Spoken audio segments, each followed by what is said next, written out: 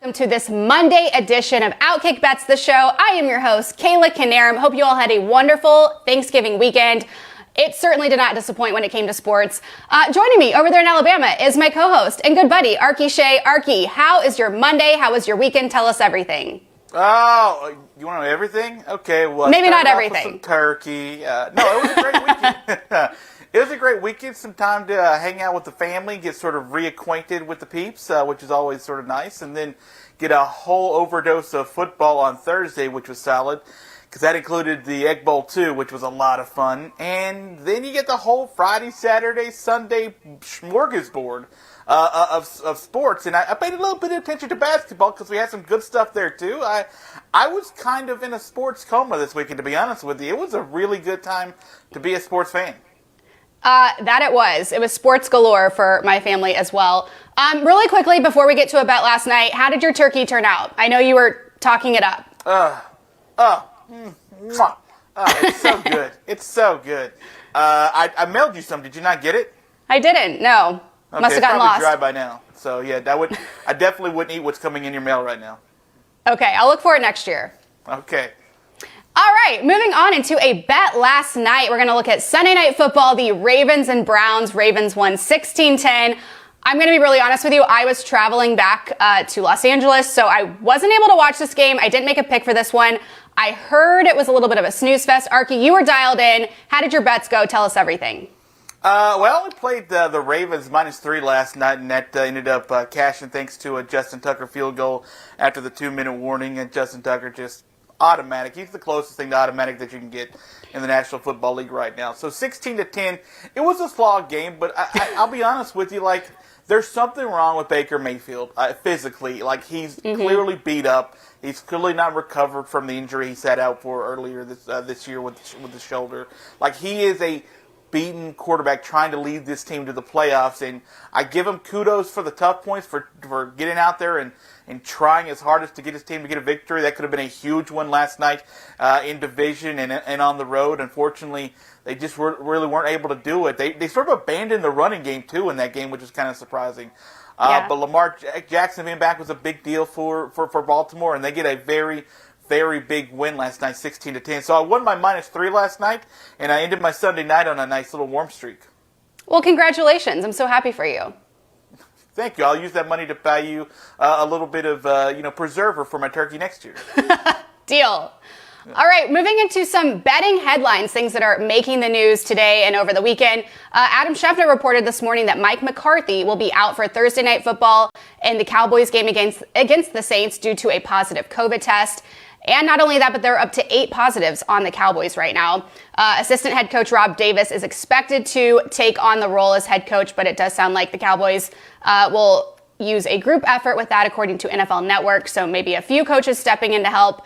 As it stands right now, the Cowboys are the 5.5-point favorite. Dallas is 7-4 and have lost 2 straight. Arky, how do you see this affecting the game, if at all?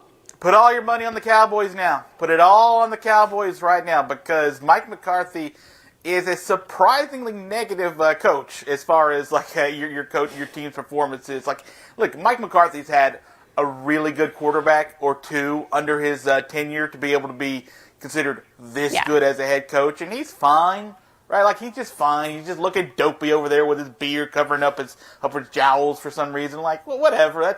He's a fine coach. What you're talking about is an offense that's still going to be run by Kellen Moore, the kid who's at Boise State, who's like 21 and a half years old now. And listen, he's a fine offensive coordinator too. They can still put up points. Their offense is going to be close to fully healthy. CeeDee Lamb tried on Thursday. He'll come back for this game this Thursday. And Amari Cooper will be back off the COVID protocol. So you'll have the team and the weapons all the way back without Mike McCarthy to drag you down. All the money on the Cowboys. All the money on the Cowboys right now. So you're not worried at all. You think this will actually help them? I definitely don't think it'll hurt them. I'll put it that way. Okay, good to know. Also making headlines, obviously yesterday we got the news that Lincoln Riley is saying goodbye to OU and hello to USC following that OU loss to OSU. This is a huge hire for USC. In his 5 years at OU, Lincoln Riley was 55-10, won 4 Big 12 championships, made 3 college football playoff appearances and 5 consecutive bowl berths. Aside from a national championship, Lincoln Riley got everything I think he was going to out of OU. And let's be honest, the way it went this season, they are not going to jump in the SEC and win any SEC championships anytime soon. So why not jump over to the storied school that is rich in history and giving you a bigger paycheck at USC and bring them back to life, make the Pac-12 competitive again. I absolutely love this hire. It's already affecting OU, though, as players are entering the transfer portal. I don't know how that's going to affect their bowl game. Bob Stoops is stepping in to coach. Arky, how do you see this playing out? Well, it's interesting because there's reporting out there that Lincoln Riley was not a big fan of the school's decision to move to the SEC, and there's a chance that wouldn't even happen for a couple years anyway. Yeah. But the USC job being available now for someone like Lincoln Riley, and he's apparently really intrigued by the idea of rebuilding a program, is actually kind of interesting in a very positive way for me, because there's a lot of this discussion of Lincoln Riley, whether or not he was quote-unquote born on third base and thought he hit a triple by getting Oklahoma right after Bob Stoops already had Oklahoma running for a while. So this is a chance for him really to sort of prove himself and prove himself at one of the biggest story programs in all of college football that's fallen off the map since the early to mid-2000s. So this is a real big idea for USC, a real big shot. USC had to go the offensive route, and Lincoln Riley is sort of a hot name to be able to do it. I have no idea if he's going to be any good there, but he's a much bigger hire than, say, Clay Helton was, for example, to keep on at USC. So I'm very intrigued by Lincoln Riley to USC. I'm also very intrigued by the fact that he took his defensive coordinator, a strength and conditioning coach, took him to Will Rogers Airport next to your house, basically, in the middle of the night. So, you know, sneaking out there pretty quickly to get started on USC. Yeah, that was shocking. That stuff happens quick. That is sneaky stuff they do in college football, let me tell you. I kind of feel bad for the team as they go into their bowl game, not having their coach, but I love that Bob Stoops is kind of stepping in to help, so at least he'll be there. Yeah, Bob Stoops that should make OU fans happy. Yeah. What was that? Oh, Bob Stoops doing what Barry Alvarez did at Wisconsin a few seasons ago, just sort of stepping in for a bowl game, and he's sort of a figurehead there anyway, so, you know, it makes all the sense in the world, but it's intriguing. OU loves Bob. What I did not understand is OU fans comparing Lincoln Riley to Kevin Durant. That is absolutely not the same. USC is not a super team. So, yeah, you can't compare the two. I think it's great for Lincoln Riley. Yeah, maybe win a college football playoff game before we start talking and then about him having super team talk, yeah. All right. Also, rivalry weekend did not disappoint, as we all saw so many great games, but perhaps the biggest was Jim Harbaugh and company finally getting the win over their giant, that is Ohio State. Michigan won this one 42-27. It was awesome in the game. Arky, how did you do in that one? Were you happy for Coach Harbaugh? No, because I lost my bet on it. So I don't really care about Jim Harbaugh at that point. But listen, Jim Harbaugh had to do it before we could start believing that he could actually do it. And sort of I mentioned on this show last week that this is the best Jim Harbaugh team since that Orange Bowl team like 5 seasons ago. And I didn't believe in enough that team to be able to cover the spread here, because even that year I think they lost like 42-23 or something to Ohio State. So I didn't quite believe enough in Michigan, but Michigan dominated. Michigan dominated the lines of scrimmage where it was super important.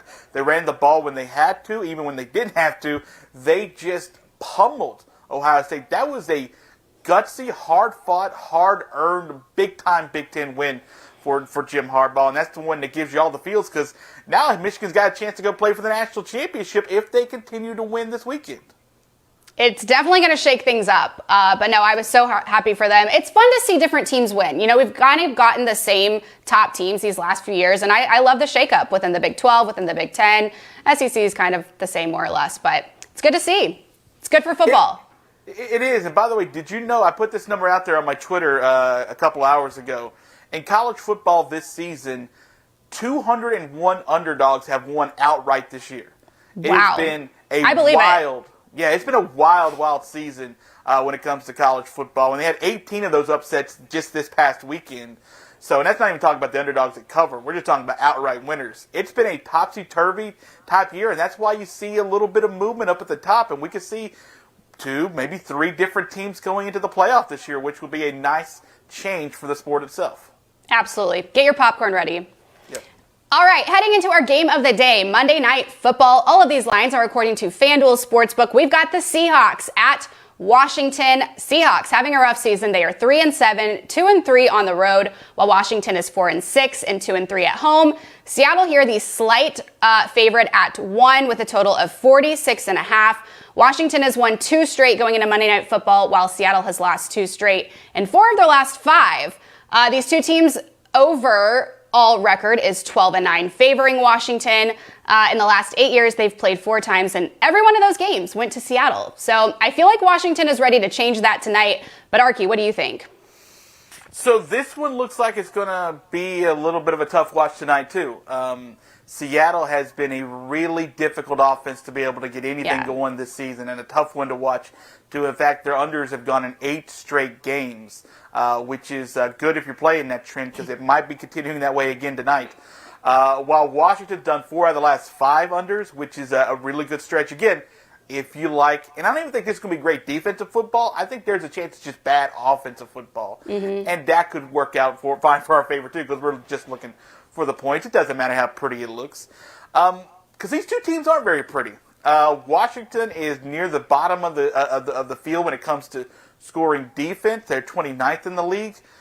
While Seattle's 7th, they're actually still a pretty good defense. It's just offensively, these two teams can't sort of muster up consistently more than 18 to 21, 22 points. Now, this total being at 46.5 does intrigue me, because I'd like to sprinkle a little on the under, but I don't like that play a lot. It's more of a like, don't love play. So I decided, Kayla, to go a little bit off the board here. You remember last week on Monday night, I told you to take the first quarter over 14.5 points for the Tampa Bay New York Giants game, right? Mm-hmm. And we hit that one. We hit that one. Nice little 17 spot there. I'm looking for another quarter bet here. In fact, I'm going with a quarter and a half bet and a game bet. So, get your pencils ready. Here we go. We're going under the first quarter, 9.5 points. That has happened in 7 straight games for Seattle and 3 straight for Washington.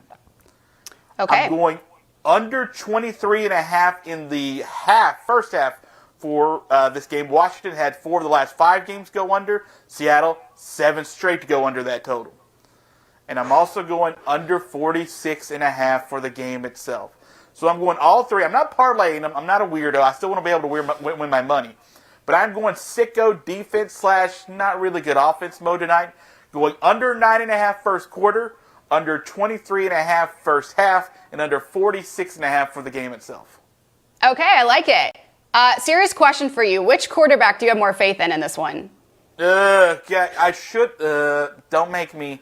Kind of Taylor Heineke, just because, he's at home. He's turned into a capable quarterback at home. But Russell Wilson's been, it's not been a good season for him. So I might actually lean toward the Heineke fell over Washington, but not by much. Okay, I think I'm with you. Heineke used to watch Russell Wilson in college and was quoted this week saying that it is his goal to beat Russell Wilson, which he will get the chance to do tonight. Russell Wilson has over 1,500 yards this season for 10 touchdowns, while Heineke has over 2,300 yards for 15 touchdowns. Seattle is averaging about 226 passing yards per game, a total of 325, while Washington is averaging 240 passing yards and 363 total yards. I will say the betting trends are not on Washington's side here, though. They've only covered the spread once at home and are 3-7 on the season. Based on what we know about these two teams, I'm a little... Seattle is the slight favorite, which is why I'm riding with Heineke and the home team tonight at +1 at home. So I'm going to take Washington, with that said. The total, Washington has combined 6 of 10 games. Seattle is 3 of 10. But I'm going to stay away from the total. I do like Washington as the dog at home. So I'm riding with you. God bless you. I hope it works out for you. I really hope it works out for you. It's a toss-up, really. I hope it works out for you and your family. I really do. I don't know what. I really don't. I could not tell you who I think is going to win this game. It feels weird to me. I don't like it. But it's a tough one. Yeah, I'll be rooting for you. That definitely. Thank you. I appreciate it. We're going to need that. Moving on to our spotlight matchup, we're heading to the NBA. The Trailblazers, who are 9-10, 1-9 on the road at the Jazz, who are 13-7, 7-4 at home. Portland is the underdog here at 7 with a total of 223. Arky, who do you like in this one? So, do you know what Portland's record is overall? What? They're 10-10.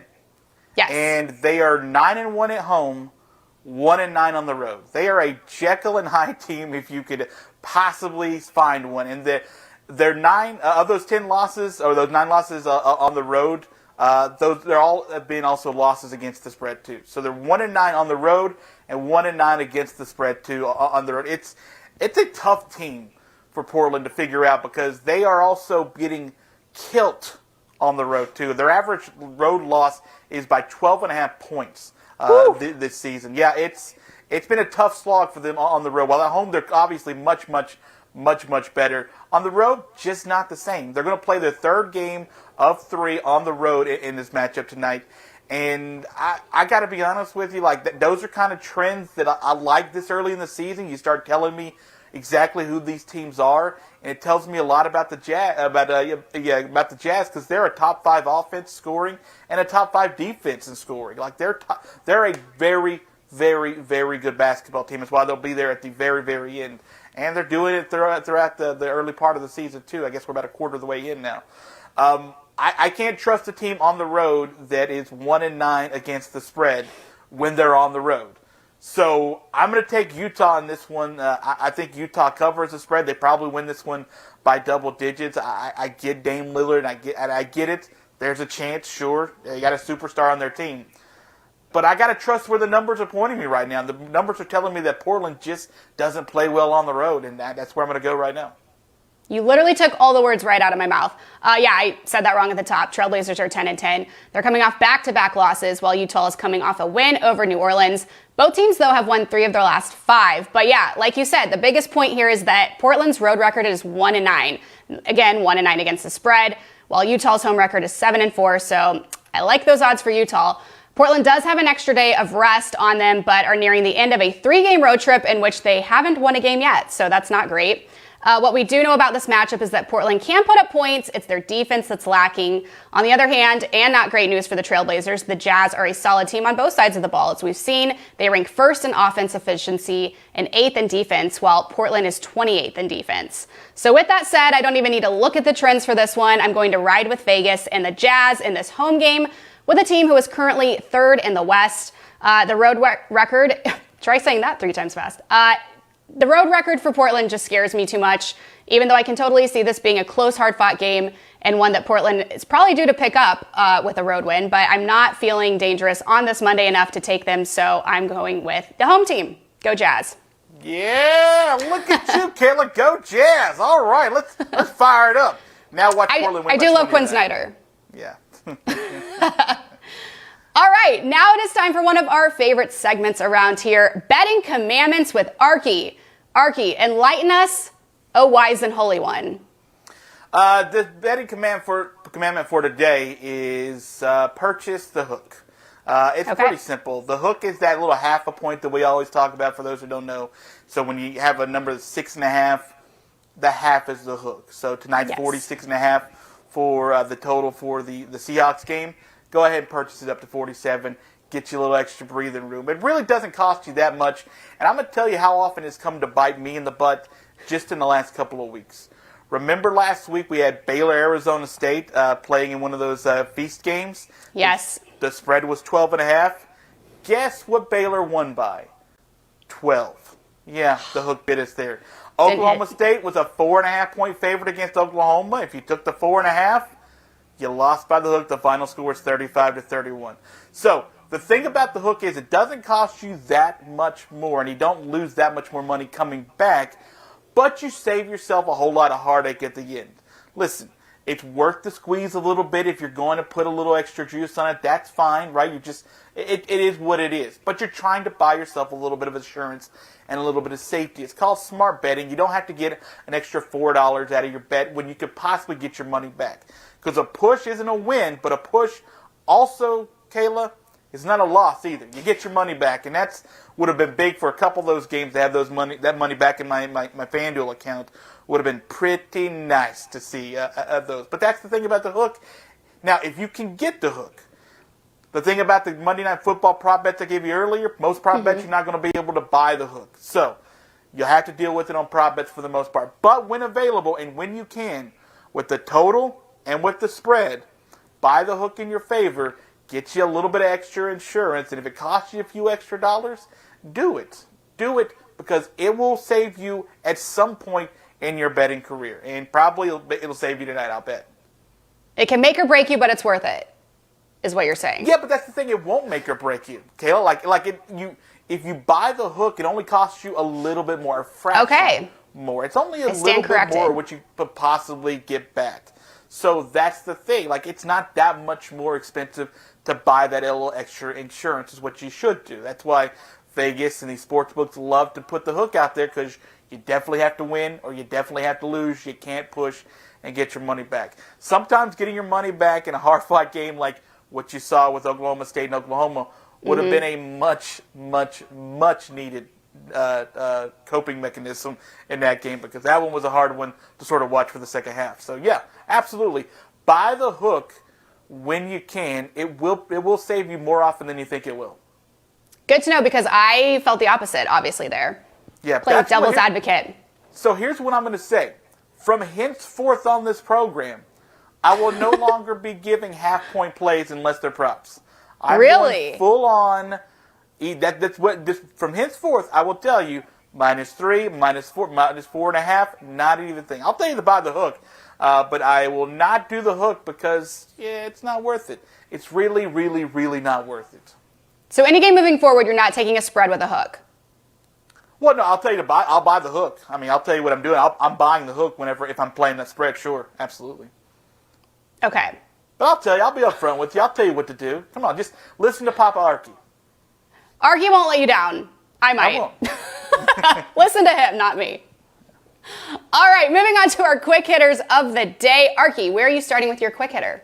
College basketball, Central Michigan takes on Kentucky. Woo! And you think, wow, Arky, why would you pick a game with a 30-point spread and only going to get higher in favor of the Wildcats at home? I'll tell you why. Because it's an interesting matchup. And the matchup is John Calipari versus Tony Barbie. Tony Barbie was part of the first ever recruiting class that John Calipari ever had at UMass. Interesting factoid there. They are good friends. So much so that Tony Barbie was on the staff for Kentucky before he got the Auburn job, got fired there, and then got back on the Kentucky staff. And he was literally the right-hand man for John Calipari while he was on that staff. These two guys are very, very, very, very good friends in close confidants. Now, I tell you that because I don't like the number 30 here, because I think Kentucky is a much, much better team.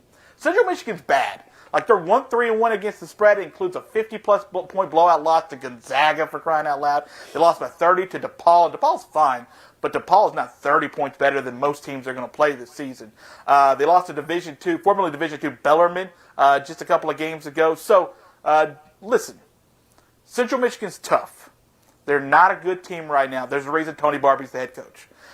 But I want to sit here and play the first half number on this game, because I think Kentucky is so good. They're so big. They're so long. Like, Oscar Schwebe is like 6'9", and he's leading the country with like 16 rebounds a game. They're getting good guard play, too. They're blowing teams out because of that. Severe Wheeler, I think, is number one in the country when it comes to assists per game. He's averaging nearly 10 assists per game, for crying out loud. Like, he is just dominating early on this season. I think you play the first half number here at 15. If you can get it 15, 16, I wouldn't get it if it gets to 20. You might want to get it now because I think it's going to keep going up. Get it now because I don't know if this number gets close in the second half. I think John Calipari calls off the Dogs and say a 25, 26-point victory is plenty. So get the first half number, get it where you can obviously get the blowout early, and then let the second half sort of mingle where it's going to be, because that might be the moment where a good buddy discount comes in for Tony Barbie and John Calipari. So I'm going to go -15 is what I've already played it at. It keeps going up. So if you can get it under 20, go ahead and get that now too for the first half of Kentucky and Central Michigan. Love that for you. Really quickly, what did you think of the Gonzaga-Duke game over the weekend, speaking of college basketball? Oh, it was a Final Four game. It was great. Awesome. It was tremendous basketball. And to have that Friday night game go late, not go late, but just go late on Friday, and then we woke up and got a college football playoff game with Michigan and Ohio State, like early on. Like, it was great. It was super great to see that kind of sportage happen back-to-back like that. So, yeah, Gonzaga looked really good, but Duke, they proved to be better that night and finally knocked off the big dog. It was awesome. Yeah. All right, now for my quick hitter of the day, I'm headed to the NBA, the 9-10 Nuggets at the 3-7 Heat. Miami is the 7-point favorite here with a total of 208. It has been a rough go for the Nuggets as of late. They have lost 6 straight, and I don't see that getting any better tonight, unfortunately. They have been injury-ridden, including Jamal Murray, Michael Porter Jr., and Nikola Jokic, who is day-to-day with that wrist injury, but he is expected to play tonight. The last time these two teams faced each other, the Nuggets picked up a big win, but that was also when they were playing at full strength. Speaking of full strength, Jimmy Butler and Tyler Hero are currently day-to-day for Miami. Butler leads the Heat in points, averaging 23 a game. So here's what I'm feeling for this one. Miami is 13-7 against the spread. Denver is 7-2. The Heat, however, have only covered the spread once this season as the 7-point favorite. I do think Denver is desperately looking to end this cold streak they are on, and what better way to do that than in Miami?